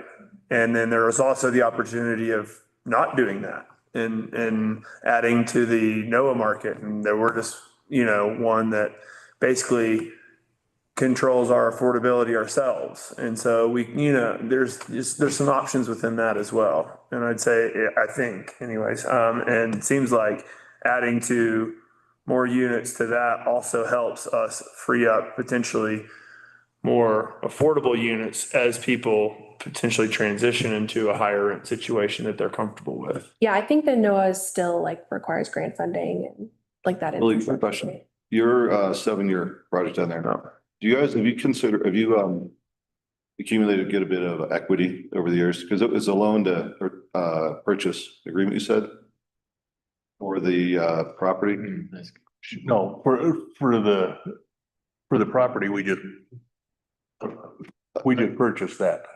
Sorry? We just purchased that with the 200,000. Okay, what is your The loan was for the apartments. for the apartments? Okay. Yeah. And is there equity that's been accumulating for 7 years in that, or? No, because it's, Right, that's the flip side of the lease So purchase. none of the lease has been going into the equity. That hasn't been like 10% going into that. Okay. no, it's because it's a lease purchase. Yep. We're just annually paying or actually monthly, making our payments. There really isn't any, I guess there would be equity in the fact that if there was somebody interested in Purchasing a bit, not purchasing it and operating it, we could recoup some of our money, but we still have a balance of $995,000 out of a $1.2 million loan after 7 years. It's like, yeah, only 7 years, right? Assuming it's probably like a 30-year timeline. That's something you would hope to do is if you do these acquisitions, that again, you start to develop equity, and that gives you leverage for further acquisitions and so the forth. housing authority has the ability to do like a construction loan to a permanent loan. Municipalities and counties can't, that's why they have to do the lease purchase, but we could do a more like traditional. More opportunities for taking out. That's why we set up the housing authority. And Not having to go to a vote, things like that. yeah, And then That's the, exactly why we set up the housing authority. yeah, and there's even like the LLC actually owns the properties until, so. Well, yeah, thanks, Willie. I think that's all super helpful, and I think we'll probably continue discussing this as hopefully more details of opportunities become clear, but I think for now, it sounds like understanding Anne's very limited capacity, we're directing her to keep this as a part of our work plan and kind of move forward with the idea that we're interested in acquisition, we're interested in rentals. We now know a lot more about some of the details, what that might look like, Mhm. but we're not sending in to go chase down anything right at this moment. I'm also hearing creating incentives, and incentive programming to stimulate private market. Whether that's by the seller, or buyer. I think my plan will be, we really didn't get far in the work plan. So I think in the sake of time, I will put together something and then put it in front of you all. And we can organize things to finalize where in the priority list everything goes, but I think it will be helpful to see this within the context of all the other things yeah, going on too. I mean, we're at this point where it's like, what are we doing next? So, There are other possibilities, I guess. Yeah.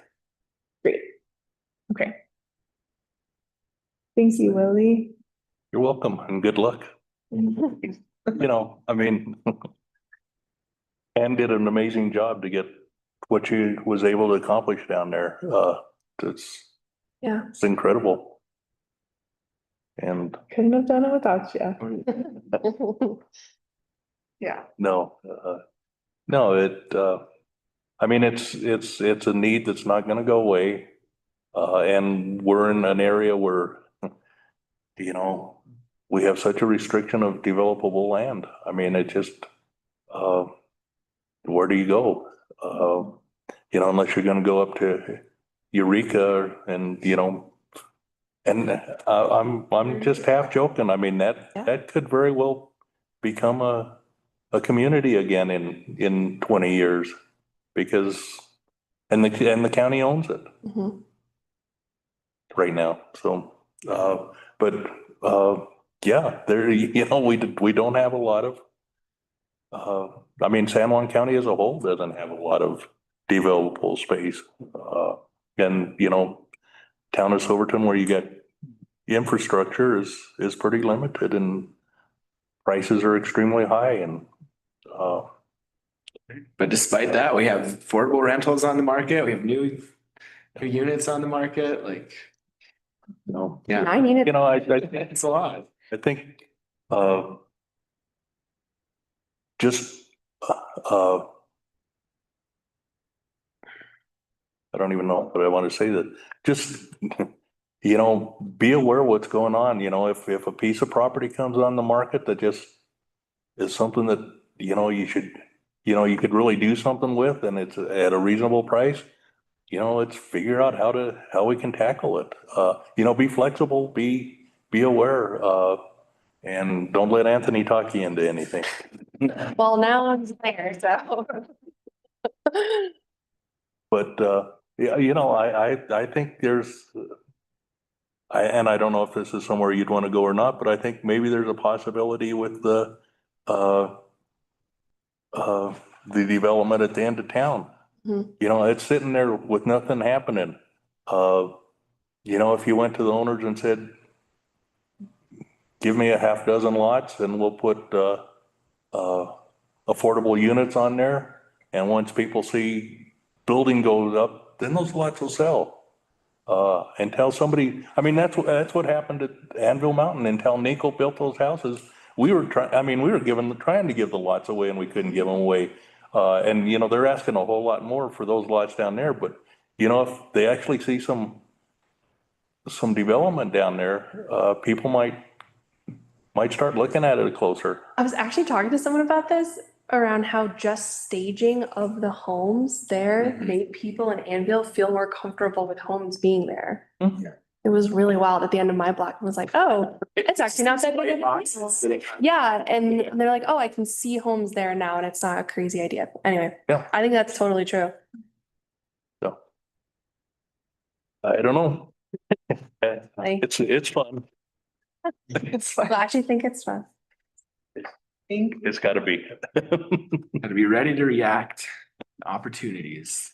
Thank you, Willie. Thank you, Ellie. Oh, well, thank you guys, and, you know, I appreciate that you're, you know, interested in doing something with this, because, you know, I mean, the reason the town kind of got stuck with this was it wasn't for affordable housing in the county. It was for, you know, the need is in the town, but, you know, the town boards in the past, I mean, it was a struggle to get them to even support the county to do what we were doing out there. So, yeah, I mean, it took them a while to figure out that, I mean, just some of the candidates might, you know, you'd have candidates sit here and say, yeah, you know, I think affordable housing is nice and it's probably a good idea, but, I'm just not for it. Yeah. That was an acute crisis. And, That's why we're here today. yeah, so like I say, you know, the county commissioners, 20 years ago, 20 plus years ago, decided to jump on this and spend a lot of political time to make it happen. And it's not, you know, it's not something county at that time, you know, counties just didn't do that kind of things. And, you know, I think counties are getting more involved in this now as it's become critical, but, yeah, they were a little step ahead of the curve. So, yeah, same thing with the preschool. I mean, we took over the, you know, the financing the preschool. Yeah. And that's I mean, affordable housing, and this, just at the Region 9 meeting, I mean, affordable housing and childcare, for economic development, those are the two issues, and nobody's got an answer. You know, I mean, everybody's working on them, and you're hitting, you know, this and that. Everybody's way behind. I mean, La Plata County has a, what, 560? gap in Oh, the really? number of, childcare, Yeah, like, placements and the demand. I mean, it's huge. wow. Yeah. And the impact on businesses, because, you know, they lose employees, because, you know, at some point, you know, they just can't find the childcare, or they can't, it makes more sense for them to stay home and take care of their children rather than spend, you know, 75% of their paycheck to pay for childcare. And, so, yeah, it's kind of, that was pretty eye-opening. I mean, you know, it wasn't information that we didn't know, but to see it, the way they analyzed it in Plata County is pretty good. So anyway, keep that in the back of your mind too.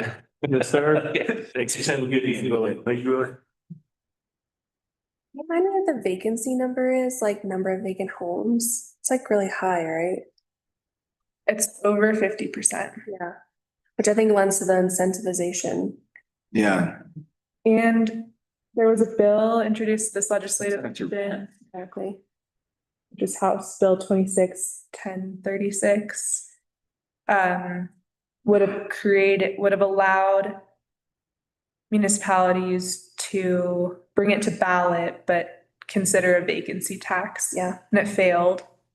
The reason why we haven't done a vacancy tax is because it's illegal in Colorado. Didn't you had some comment about CML's stance on that? Was like, No, CML was supportive, they were supporting it. right? Maybe it was something else then. I can't remember. I think CML was like supportive, because I actually wrote a comment, in support. So it seems like there's just not support for that at the state. Like, there's just no way. That died in committee so fast. So incentivization is probably most likely path. And There's programs like the Good Deed program where municipalities who have money will give home buyers up to a 20% down payment in exchange of putting a deed restriction on the home. So that's one way to do it, but like we don't have money to give people down payments. Right. But that is how people are incentivizing and capturing the market or the. Until I get a stick, we can keep thinking about the carrot.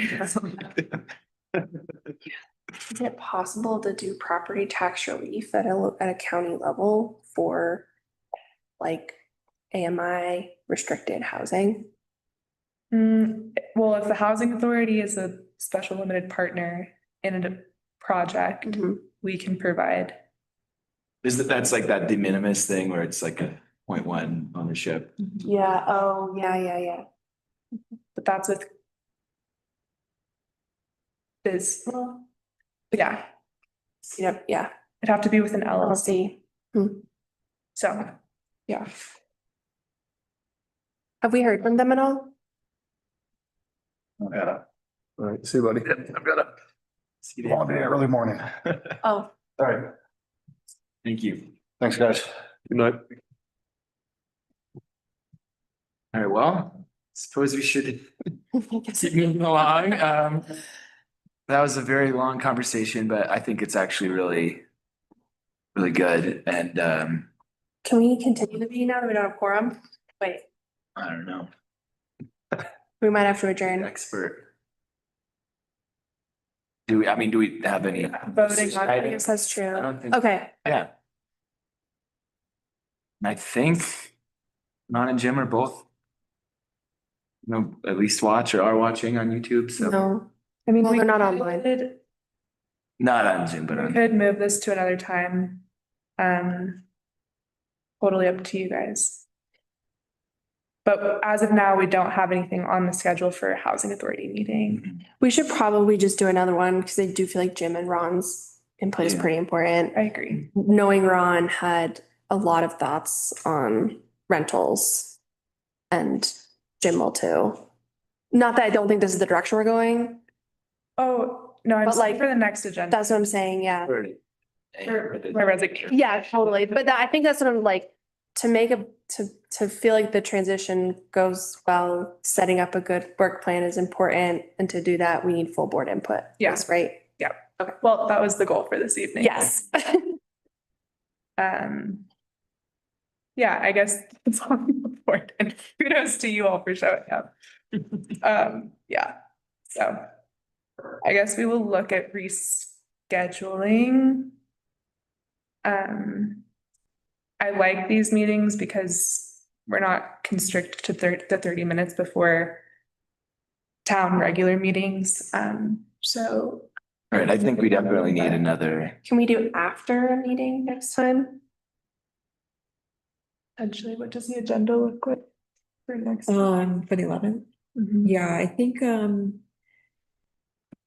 an agenda item or two that might, have some substantial discussion, but overall, I think it'll be relatively light, Well, so. now you've jinxed it.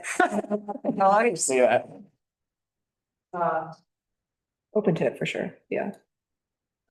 Just if you don't want to cram everything in before and important to have full board doing it after. Yeah, and I think, between now and the end of the summer, I think we'll be having a lot of, or additional, joint town county meetings. So I think where we can combine, let's take advantage of it, just so we're not throwing on too many extra days for the trustees. Great. So word plan meeting I mean, that's. after another, yeah, I think that's. Like, is it too late to do the 25th? Or do you want to get this done before the end of the? We'll have Memorial Day on the 20th. Right, we're not doing it, right, Are we pushing it to Tuesday? Because that's what we've done sometimes. We could definitely consider that, yeah. Okay. Yeah, we'll see, What people are looking. up, yeah. And to be clear, we're just setting another meeting so we can finalize the direction we're giving them. Finalize Rest of- the transition plan Okay, and roll. okay. But I think that, I mean. Yeah. It's well said, like, we want to have a better idea of the work plan, and I think that can frame the discussion too. Okay. Well, I feel like change in leadership has a bigger impact on work. I don't know. It could be either way. Like, what are your vision and goals without consideration of capacity? Yeah. Or do you make your visions and goals considering capacity? Right. So, I think the latter, personally, like it's how I've hired is like everyone, I mean, we'll hire for a specific skill, but even so, people will have different talents and opinions. I think I was only suggesting to make sure that there's only been a few of us here. Jim and Ron should be aligned with the direction we're giving, which I think will be okay there, because then that sets the tone for what the next few years look like, which is important for your transition. I think the timing is right to, to have that conversation again with the county as about the next person that's going to be in this role, capacity, shoring up funding, and seeing if, if the county is now receptive just based on all of the work that has been accomplished and kind of, proven entity. If they're at that conversation about, the direction of a regional housing authority or, the county providing direct support, for a director position, but those conversations should happen, simultaneously. Yeah. We've got Anne until August. Yeah. Good for you, Anne. Yeah. I know we haven't said it here, but I think setting up an organization that's dependent on one person is a fragile organization, and you've done a really good job at setting this organization up for the future. And I think it's good to have you see this as an opportunity to expand your skills and like go on to something bigger. So good for you for being brave and taking on the role, and for being brave and stepping into something new. Yeah, this was a hard decision. I'm sure. Yeah. So, I think I'll leave like the bigger discussion, but yeah, I think what I wanted to share tonight is that this was a hard decision. Oh, I'm so emotional. But yeah, I'm excited for the future, and I hope that this new board, I mean, obviously we have some OGs, but new people coming in, that the momentum is sustained through transition. Yeah, that is my hope. So yeah, let's table this. And I think considering the turnout for a non-town meeting night, I'm going to tack this on to a town meeting night. So, yeah.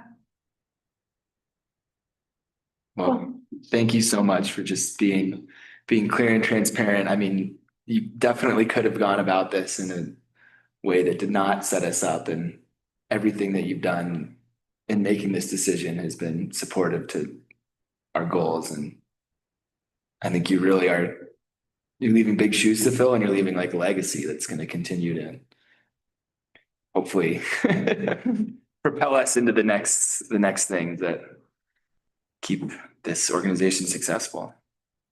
Thank you. Thank you so much. First, thanks to you all. Okay. We'll keep talking about it. Adjourn us. Yeah. Should we adjourn this meeting at 7:48? Thank you. All right. Only an hour over. We did great. Almost like, what's your note, Chris? Well, I learned a lot. Yeah. Thanks. Yeah. They were great. There was It's good. really. It's so hard to like conceptualize this stuff if you don't have